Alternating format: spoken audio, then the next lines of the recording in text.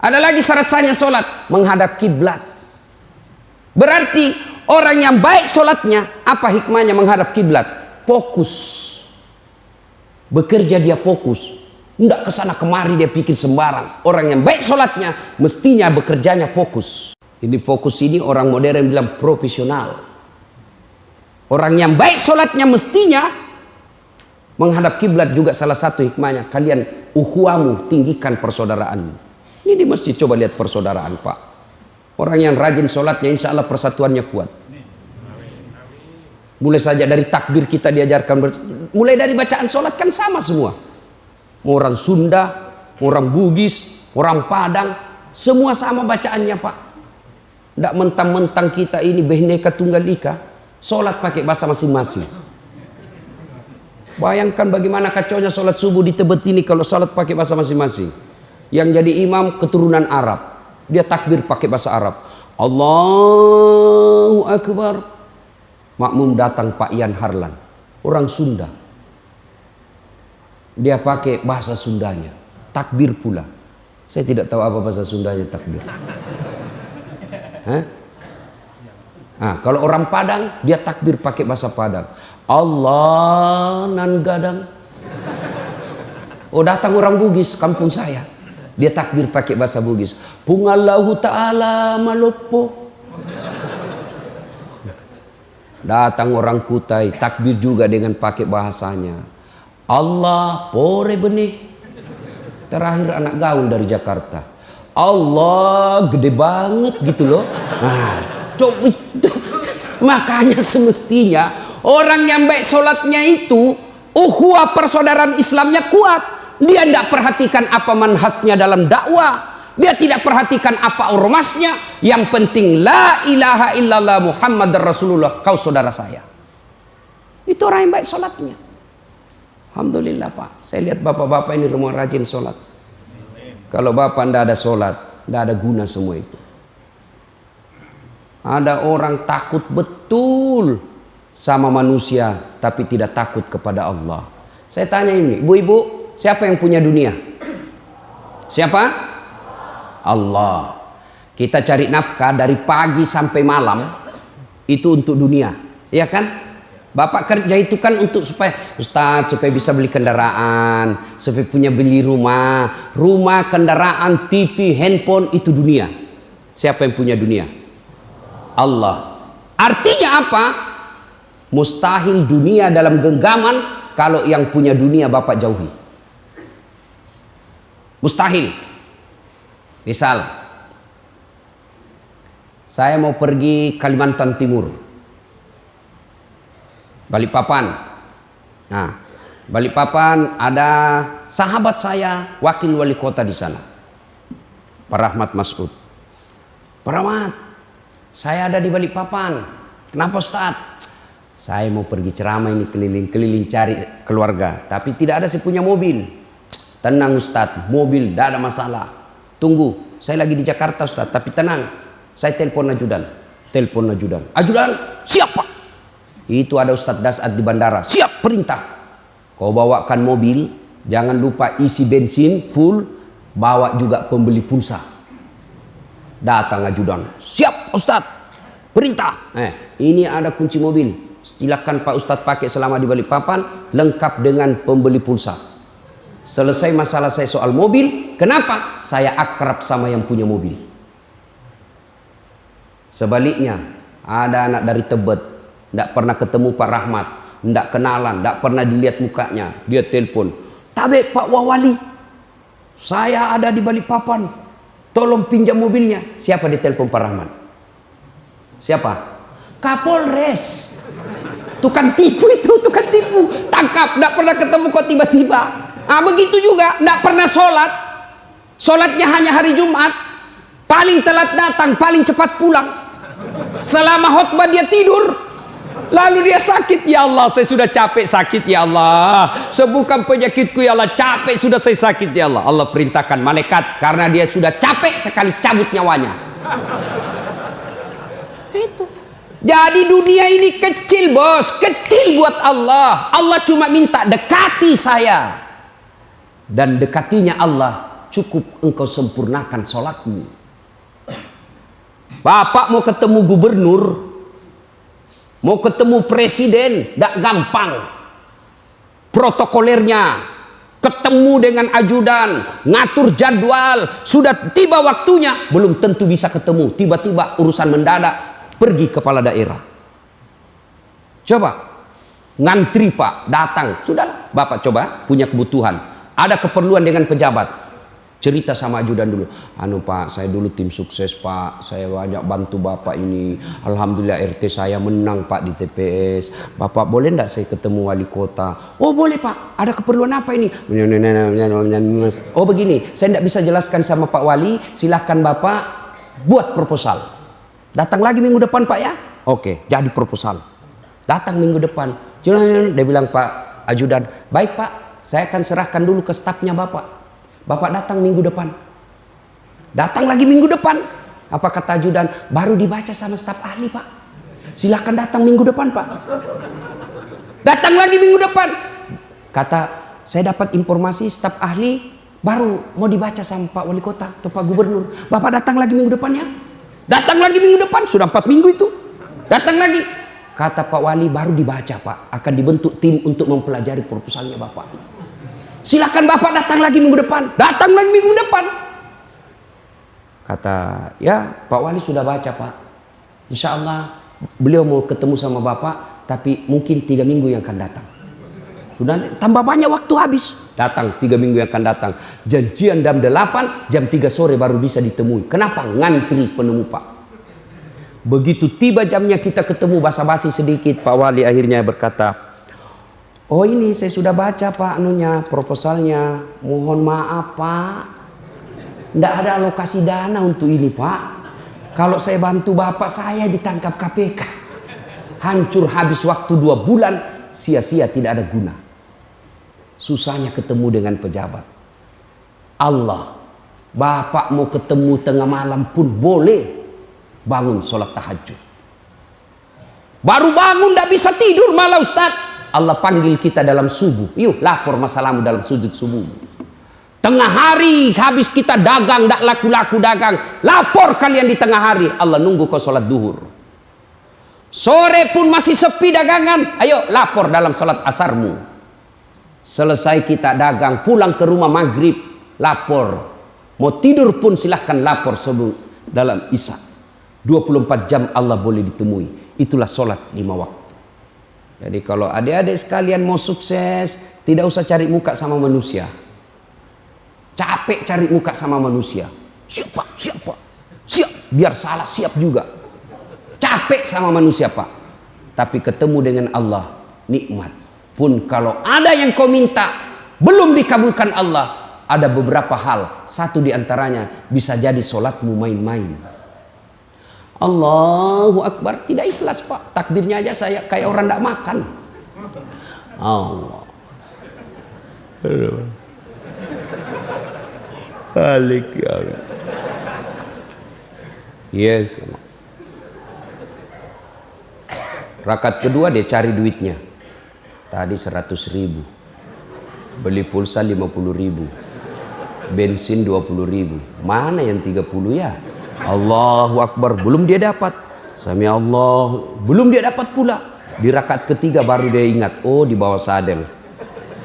Lepas itu belum juga dia baca lagi semua bacaan yang ada di rumahnya. Kalender dia baca, Persatuan Guru Republik Indonesia. Sambil sholat itu. Nah itu koreksi. Sudah bagus sholat saya Ustaz, selesai sunnah. Kok yang dikasih tidak dikabulkan Allah? Percayalah apa yang Bapak minta tidak baik buat Bapak. Ya Allah berikan saya, mudah-mudahan saya bisa terpilih anggota DPR. Tidak terpilih, yakin bukan di situ yang terbaik. Allah memberikan bukan yang kita mau, tapi apa yang kita butuhkan. Tamat SMA Pak, 3 kali saya daftar fakultas kedokteran. Saya ikut bimbingan tes. Saya sholat tahajud 40 malam berturut-turut. Saya nasar puasa. Ibu bapak saya doakan. Di sekolah saya termasuk orang juara. Begitu keluar pengumuman tidak ada nama saya. Saya protes kepada Allah. Ya Allah, kenapa kau tidak kasih lulus saya jadi dokter? Kau tidak rugi jadi Tuhan kalau saya jadi dokter? Teman saya lulus, padahal tidak pernah dia kalah nilai saya. Saya rasanya tidak adil ini Tuhan. Saya cuma mau jadi dokter, supaya saya bisa pakai ilmu saya untuk dakwah ngajak orang untuk menjadi orang baik ketika kita sambil ngobatin, kita nasihati. Ternyata tidak lulus. Saya tahu hikmahnya Pak. Saya karena lulus di Sospol, sosial politik, ilmu komunikasi. Saya pulang kuliah waktu itu terjadi tabrakan di jalan Perintis Kemerdekaan Makassar. Terjadi tabrakan, saya turun tolong dia yang tabrakan, saya yang pingsan. Ternyata saya tidak bisa lihat darah Pak, sampai detik ini. Seolah-olah Allah ingin berkata, Dasaat, bagaimana kau mau jadi dokter, kau tidak bisa lihat darah cilaka. Masya Allah, teman saya yang lulus dulu, yang lulus jadi dokter, tugas di Kepulauan Aru. Kepulauan Aru. Ramadan lalu, 2 Ramadan yang lalu, saya telepon, Dok, kau pulang lebaran? Tidak. Kenapa? Rugimu cari duit jauh-jauh kau tidak lebaran sama orang tuamu. Mahal tiket Ustaz. Saya syukur, Alhamdulillah, untung saya jadi Ustaz. Saya tidak pernah pikir soal tiket Pak. Kenapa? Panitia yang ngurus. Nah ibu bapak saudara-saudara sekalian, kesimpulan lagi yang kedua tadi ya, pelihara sholat. Sholatmu perbaiki. Insya Allah kalau sholat kecil ini dunia. Kecil dunia. Apa susahnya Allah kasih kita mobil? Apa susahnya Allah kasih kita yang tidak ada jalannya saja boleh, apalagi yang ada jalannya. Yang berikutnya perintah serangkai, aqimis shalah wa atus zakat. Dirikan sholat, tunaikan zakat. Nah, ini yang keperkaitan yang sekarang, yaitu Ustadz Afwan mohon izin menjalankan kantong infak. Nah, ini penting bos, biar rajin sholat Senin Kamis tapi pelit. Ayo kita tes bos, keluarkan Pak. Jangan lagi pikir ini untuk Ustadz ya, bukan untuk Ustadz ini. Saya sebenarnya tidak senang kalau lagi ceramah diedarkan celengan. Rasa-rasanya ini celengan untuk Ustadz.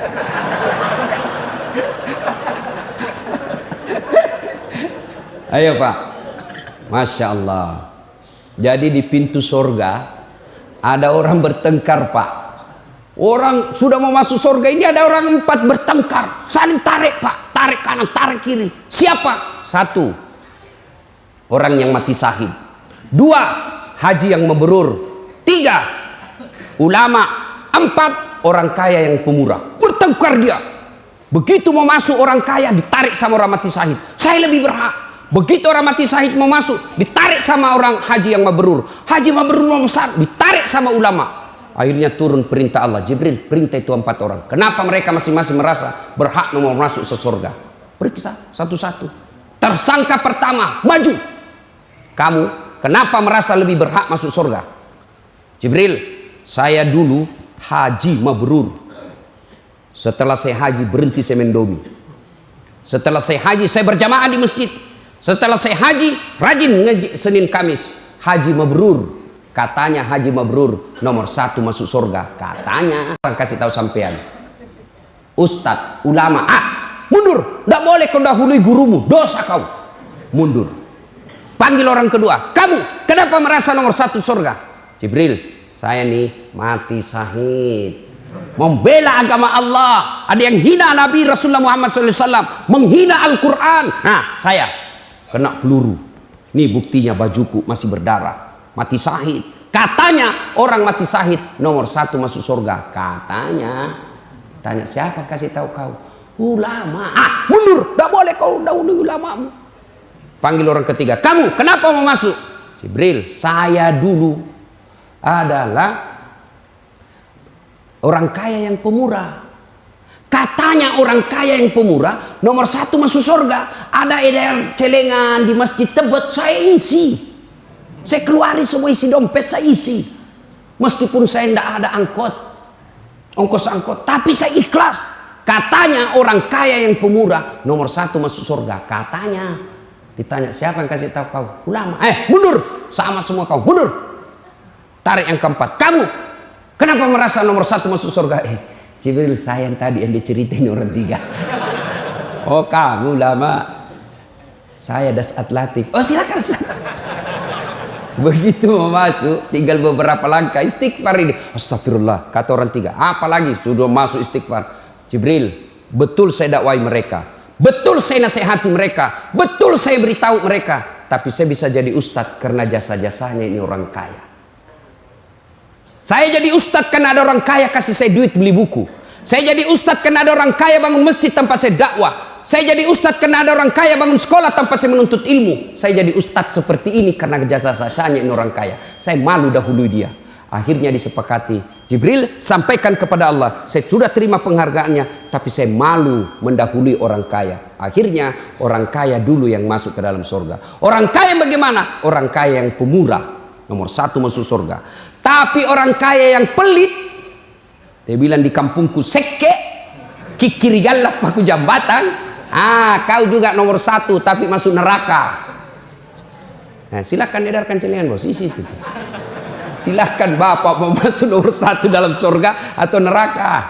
Dan ketika bapak sudah mulai tarik dompet, itu setan perang pak. Jangan, hati-hati, sedikit aja. Bapak tarik keluar, dia goda lagi setan. Cari yang kecil aja, yang kecil-kecil. Itu setan itu pak. Ingat, ketika orang mau berbuat baik, maka setan berusaha menggagalkannya. Belajar dari kisahnya Ibrahim yang kemarin kita Idul Adha.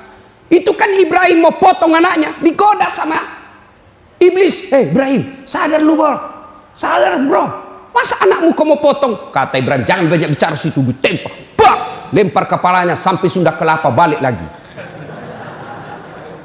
Gagal goda anaknya. Ibrahim, dia goda lagi istrinya. Hajar, kau tahu nggak mau dibawa kemana anakmu? Katanya mau rekreasi. Bego lu jar. Maksudnya apa? Mau dipotong itu anakmu. Banyak bicara. Mana ada orang tua mau potong anaknya? Benar, katanya perintah Tuhannya. Siti Hajar tanya, apa perintah Tuhannya? Ambil batu. Jangankan anakku, saya pun siap dipotong kalau itu perintah Allah. Dilempar lagi. Kena kepalanya sampai Bogor, balik lagi. Gagal goda suaminya, gagal goda istrinya. Dia datang sama anaknya. Main. Ismail. Kau tahu enggak mau dibawa kemana kau bapakmu? Saya tahu, mau dipotong. Bego betul. Jangan banyak bicara di situ. Dilempar. Sampai di Bandung. Nggak balik-balik lagi. Kenapa mesti melempar 3 kali? Itulah lempar jumroh yang kita amalkan ketika haji. Ya, itulah melempar 3 jumroh. Usta, uqa, akabah. Ula, akabah. Lempar setan besar, setan tengah, setan kecil. Dan 1 kali melempar tempatnya 1 kali 7. Tembak kena 7. Lagi 7. 1 hari 21. Dan tidak cukup 1 hari, harus 3 hari. Itu maknanya melawan iblis, melawan godaan setan perlu napas panjang dan power yang besar. Kenapa tidak 1 kali saja? 7 kali 3 21 kali 3 berapa? 63. Saya kalau kali-kali pak nggak lancar otakku, tapi kalau lihat uang cepat saya tahu pak. Kenapa tidak mesti itu saja yang 63 1 hari saja tak habis? Kenapa mesti 3 hari dan kenapa mesti dicicil? Itu menunjukkan melawan setan itu perlu kekuatan besar. Jadi ketika bapak tarik dompet, itu mulai iblis menggoda itu pak. Jangan. Itu anakmu nanti mau pergi sekolah. Itu setan itu. Begitu bapak keluar berhasil, lemparan pertama sudah kena kepalanya. Dia buka dompetnya, mulai setan lagi goda. Cari yang uang merah, 5.000 aja. 2.000. Mau masuk surga 2.000. Nenekmu punya surga. Kencing aja di Makassar pak, tidak cukup kalau 2.000. Itu saya di toilet Makassar terminal, itu kan ditulis pak, air besar 1.000, air kecil 500. Saya pernah buang air kecil. Air besar saya buang air besar. Sudah saya kasih. Berapa dek? 1.000. Saya kasih 1.000. Kenapa 1.000 Ustaz? Saya air besar. Dia bilang pasti kencing juga toh. Saya lupa. Saya kasih uang 2.000. Berarti 1.500. Nih, saya tunggu kembalinya. Mana? 1.500 toh, masih ada 500. Tidak ada uang kecil Ustaz. Jadi kencing lagi Ustaz. Itu toilet 2.000. Kau mau masuk surga 2.000. Ayo, isi itu celengan. Dan demi Allah pak, Tidak ada orang bangkrut gara-gara sedekah. Tunjukkan saya orang yang bangkrut gara-gara sedekah. Tidak ada orang bangkrut gara-gara sedekah. Kenapa kita jadi miskin? Kenapa tidak bisa haji? Kenapa tidak pernah umroh? Karena kita selalu berpikiran saya orang miskin. Padahal Allah sudah jelaskan, ana inda sonni abdi bi. Kalau kau sangka dirimu kaya, saya kasih kaya kamu. Kalau kau sangka selalu dirimu miskin, miskin kau selama-lamanya. Maka orang yang tidak mau bersedekah karena dia selalu merasa miskin, maka miskin hidupmu. Coba keluarin itu.